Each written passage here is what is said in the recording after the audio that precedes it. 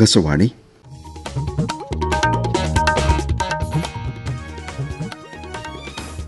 നമസ്കാരം. പ്രാദേശിക വാർത്തകൾ വായിക്കുന്നത് അനിൽ ചന്ദ്രൻ. പ്രധാന വാർത്തകൾ. പ്രധാനമന്ത്രി നരേന്ദ്രമോദി ബ്രൂണൈ സുൽത്താൻ ഹാജി ഹസനാൽ ബോൾക്കിയുമായി ഇന്ന് ഉഭയകക്ഷി ചർച്ച നടത്തും.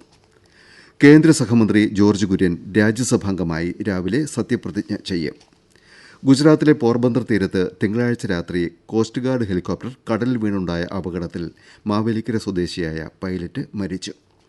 വയനാട് ദുരന്തത്തിന്റെ പശ്ചാത്തലത്തിൽ മാറ്റിവെച്ച 70ാമത് നെഹ്റു ട്രോഫി വള്ളംകളി ഈ മാസം 28-ന്. പാരീസ് പാരാലിമ്പിക്സിൽ 6ാം ദിവസം ഇന്ത്യയ്ക്ക് 5 മെഡലുകൾ. വാർത്തകൾ വിശദമായി. പ്രധാനമന്ത്രി നരേന്ദ്രമോദി ബ്രൂണൈ സുൽത്താൻ ഹാജി ഹസനാൽ ബോൾക്കിയുമായി ഇന്ന് ഉഭയകക്ഷി ചർച്ച നടത്തും. ഏതാനും ധാരണാപത്രങ്ങളും ഇരു നേതാക്കളും ഒപ്പുവെക്കും. Desk report. ബ്രൂണൈ സിംഗപ്പൂർ സന്ദർശനത്തിന്റെ ആദ്യപാദത്തിൽ ഇന്നലെ ബ്രൂണൈയിലെ ബന്ദർസറി ഭഗവനിലെത്തിയ പ്രധാനമന്ത്രിക്ക് ആചാരപരമായ വരവേൽപ്പ് ഒരുക്കിയിരുന്നു. കിരീടാവകാശിയും മുതിർന്ന മന്ത്രിയുമായ ഹാജി അൽ മുഹ്താദി ബിലാഹ് അദ്ദേഹത്തെ സ്വീകരിച്ചു. ബ്രൂണൈ സന്ദർശിക്കുന്ന ആദ്യ ഇന്ത്യൻ പ്രധാനമന്ത്രിയാണ് നരേന്ദ്രമോദി. ഇന്നലെ ബന്ദർസരിയിലെ ഇന്ത്യൻ ഹൈക്കമ്മീഷന്റെ പുതിയ ഓഫീസ് മന്ദിരം നരേന്ദ്രമോദി ഉദ്ഘാടനം ചെയ്തു. തുടർന്ന് അദ്ദേഹം ഒമർ അലി സൈഫുദ്ദീൻ മോസ്കും സന്ദർശിച്ചു. ഇന്ന് വൈകിട്ട് സന്ദർശനത്തിന്റെ 2ാം പാദത്തിൽ പ്രധാനമന്ത്രി സിംഗപ്പൂരിലേക്ക് പോകും. പ്രധാനമന്ത്രി ലോറൻസ് വോങ്ങിന്റെ ക്ഷണപ്രകാരം എത്തുന്ന നരേന്ദ്രമോദി ഇന്ത്യ സിംഗപ്പൂർ തന്ത്രപര പങ്കാളിത്തത്തിലെ പുരോഗതി വിലയിരുത്തും. ആഗോള പ്രാദേശിക വിഷയങ്ങളിലെ കാഴ്ചപ്പാടുകളും അവർ പങ്കുവയ്ക്കും. കേന്ദ്ര സഹമന്ത്രി ജോർജ് കുര്യൻ രാജ്യസഭാംഗമായി രാവിലെ 11-ന് സത്യപ്രതിജ്ഞ ചെയ്യും. പാർലമെന്റ് മന്ദിരത്തിൽ ഉപരാഷ്ട്രപതിയും രാജ്യസഭാ ചെയർമാനുമായ ജഗ്ദീപ് ധൻഖർ അദ്ദേഹത്തിന് സത്യവാചകം ചൊല്ലിക്കൊടുക്കും. മധ്യപ്രദേശിൽ നിന്നാണ് ജോർജ് കുര്യനെ രാജ്യസഭാംഗമായി തെരഞ്ഞെടുത്തത്.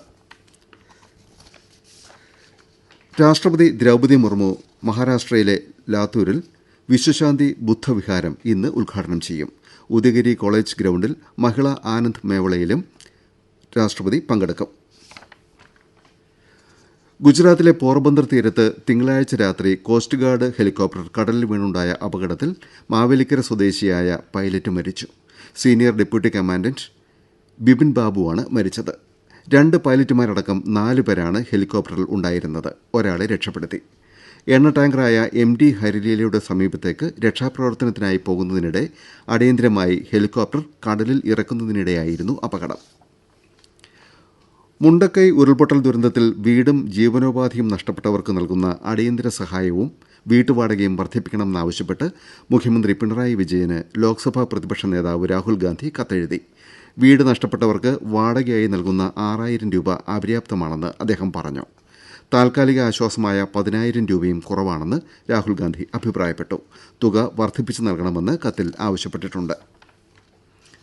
ഫാർമസ്യൂട്ടിക്കൽ കമ്പനികളിൽ നിന്ന് ദർഖാസ്ത് നൽകി മരുന്നുകൾ വാങ്ങുന്നതിന് മുൻപ് പൊതുമേഖലാ സ്ഥാപനമായ കേരള ഡ്രഗ്സ് ആൻഡ് ഫാർമസ്യൂട്ടിക്കൽ ലിമിറ്റഡിൽ നിന്ന് മരുന്ന് സംഭരിക്കാൻ സംസ്ഥാന മെഡിക്കൽ സർവീസസ് കോർപ്പറേഷന് അനുമതി നൽകി. തിരുവനന്തപുരത്ത് മുഖ്യമന്ത്രിയുടെ അധ്യക്ഷതയിൽ ചേർന്ന യോഗത്തിലാണ് തീരുമാനം. സംസ്ഥാന ഗവൺമെന്റിന്റെ പുതിയ ലോജിസ്റ്റിക്സ് നയം 2 ആഴ്ചയ്ക്കകം പ്രഖ്യാപിക്കുമെന്ന് മന്ത്രി പി രാജീവ് അറിയിച്ചു. കൊച്ചിയിൽ മാരിടൈം ലോജിസ്റ്റിക് റൌണ്ട് ടേബിൾ സമ്മേളനം ഉദ്ഘാടനം ചെയ്യുകയായിരുന്നു മന്ത്രി. കെട്ടിട നികുതി പുതുക്കി നിശ്ചയിച്ചതിനെ തുടർന്ന് ചില കെട്ടിടങ്ങൾക്കുണ്ടായ കുടിശ്ശിക ബാധ്യതയിലെ പലിശ നിബന്ധനകൾക്ക് വിധേയമായി ഒഴിവാക്കി നൽകാൻ മന്ത്രി MB രാജേഷ് നിർദ്ദേശം നൽകി. കാസർകോട്ട് തദ്ദേശ അദാലത്തിൽ സംസാരിക്കുകയായിരുന്നു അദ്ദേഹം. മാലിന്യ നിർമ്മാർജ്ജനത്തിൽ കേരളത്തിൽ പൊതുവിലുണ്ടായ മാറ്റം കാസർകോട്ട് ഉണ്ടാകുന്നില്ലെന്ന് മന്ത്രി വിലയിരുത്തി. മാലിന്യങ്ങൾ വലിച്ചെറിയുന്നവർക്കെതിരെ കർശന നടപടിയെടുക്കാൻ MB രാജേഷ് നിർദ്ദേശം നൽകി. രാജ്യത്തെ ആദ്യ സമ്പൂർണ്ണ ഡിജിറ്റൽ സാക്ഷരതാ ജില്ലയായി കാസർകോടിനെ പ്രഖ്യാപിക്കുന്നതിന് മുന്നോടിയായി മലയാളത്തിലും കന്നഡയിലും തയ്യാറാക്കിയ ഡിജിറ്റൽ സാക്ഷരതാ പദ്ധതി കൈപ്പുസ്തകം മന്ത്രി ചടങ്ങിൽ പ്രകാശനം ചെയ്തു. അദാലത്തിൽ ലഭിച്ച 667 പരാതികളിൽ 651 എണ്ണത്തിൽ തീർപ്പാക്കി. 645 എണ്ണത്തിലും അനുകൂല തീരുമാനമാണ് ഉണ്ടായത്. അദാലത്തിൽ നേരിട്ട് കിട്ടിയ 169 പരാതികൾ 2 ആഴ്ചയ്ക്കകം തീർപ്പാക്കും. പ്രാദേശിക വാർത്തകളാണ് കേൾക്കുന്നത്. കണ്ണൂർ ആറളത്തെ ആനമതിൽ നിർമ്മാണം അടുത്ത മാർച്ചോടെ പൂർത്തിയാക്കണമെന്ന് മന്ത്രി OR കേളു നിർദ്ദേശിച്ചു. മനുഷ്യ വന്യജീവി സംഘർഷത്തിന് പരിഹാരമുണ്ടാക്കാനാണ് ആനമതിൽ പദ്ധതി നടപ്പാക്കുന്നത്. കണ്ണൂരിൽ പട്ടിക പിന്നാക്ക വിഭാഗ വികസന വകുപ്പിന്റെ ജില്ലാതല അവലോകന യോഗത്തിൽ പങ്കെടുക്കുകയായിരുന്നു മന്ത്രി.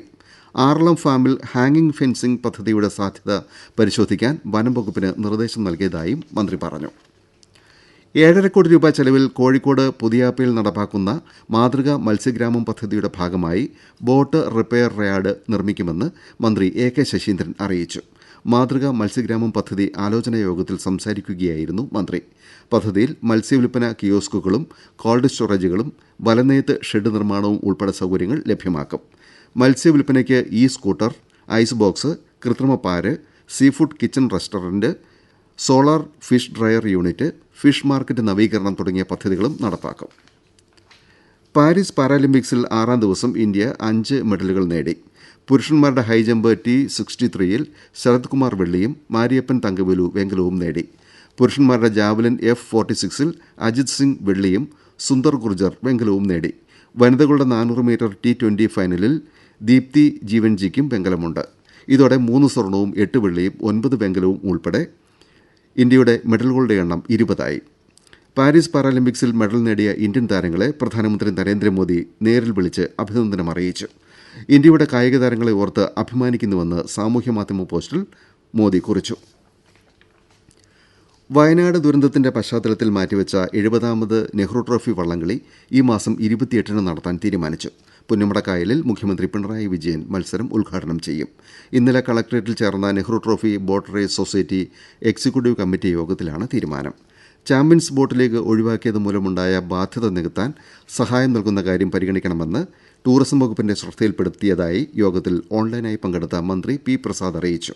നിലവിൽ ടിക്കറ്റ് എടുത്തവർക്ക് അതുപയോഗിച്ച് വള്ളംകളി കാണാൻ അവസരമൊരുക്കും.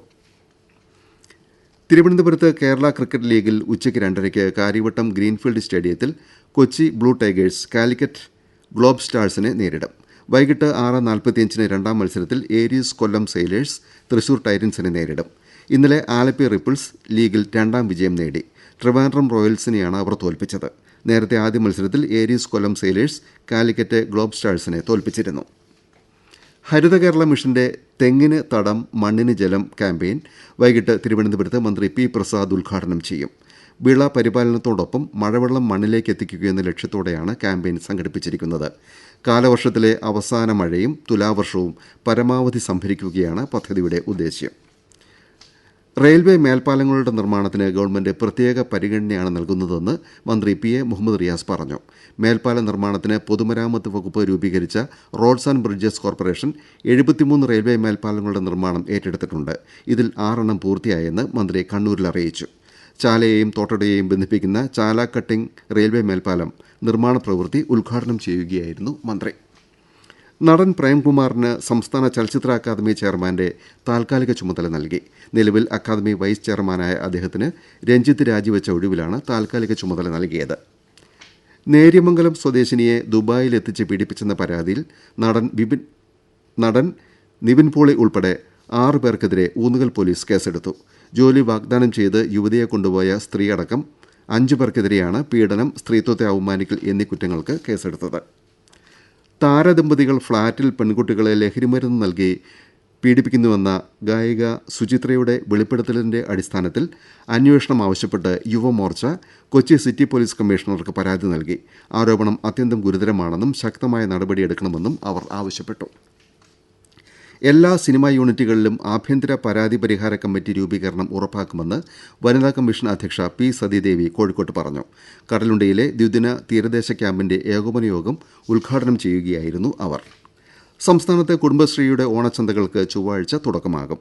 പത്തനംതിട്ടയിൽ മന്ത്രി M. B. രാജേഷ് ഓണച്ചന്തകളുടെ സംസ്ഥാനതല ഉദ്ഘാടനം നിർവഹിക്കും. 2154 വിപണന മേളകളാണ് കുടുംബശ്രീ സംഘടിപ്പിക്കുന്നത്. തൃശൂർ മരത്താക്കരയിൽ പുലർച്ചെ ഫർണിച്ചർ കടയിൽ വൻ തീപിടുത്തമുണ്ടായി. അഗ്നിരക്ഷാസേനയുടെ 5 യൂണിറ്റുകൾ തീയണയ്ക്കാൻ ശ്രമിച്ചു വരികയാണ്. പ്രധാന വാർത്തകൾ വീണ്ടും.